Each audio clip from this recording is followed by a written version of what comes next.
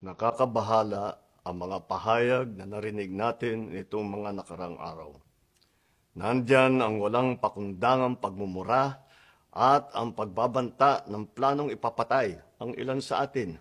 Kung ganun na lang kadali ang pagplano sa pagpatay ng isang presidente, paano pa kaya ang mga pangkaraniwan na mamamayan? Yang ganyang kriminal na pagtatangka ay hindi dapat pinapalampas. Yan ay aking papalagan. As a democratic country, we need to uphold the rule of law.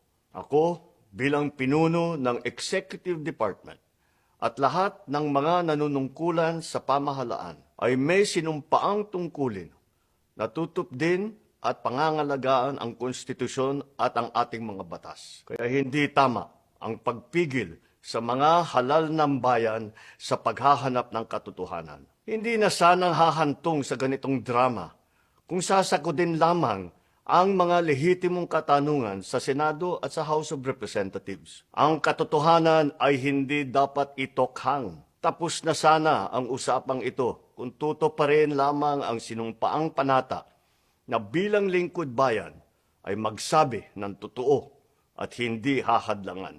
Imbis na diretsahang sagot, nililihis pa sa kwentong chicheria. Hangad ko na matuldukan na itong mga pangyayaring ito sa paraang matiwasay at magdadala sa atin sa katotohanan. 12 taon din ako nanungkulan sa magkaparehong kamara ng Kongreso. Batid ko ang kapangyarihan iginawad sa kanila ng taong bayan at ng ating konstitusyon.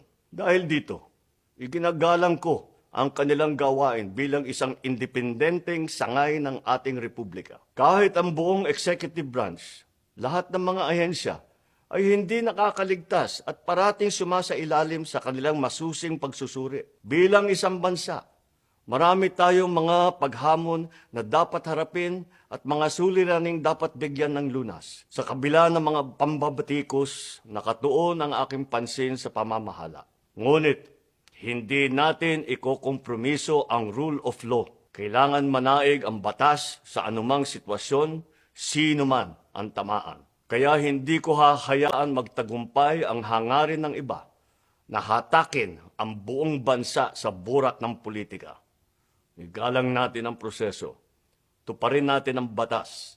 Alalahanin natin ang mandato na pinagkatiwala sa atin ng milyon-milyon na Pilipino. Magtrabaho po tayo sa ikauunlad ng Republika ng Pilipinas at para matamo ang bagong Pilipinas.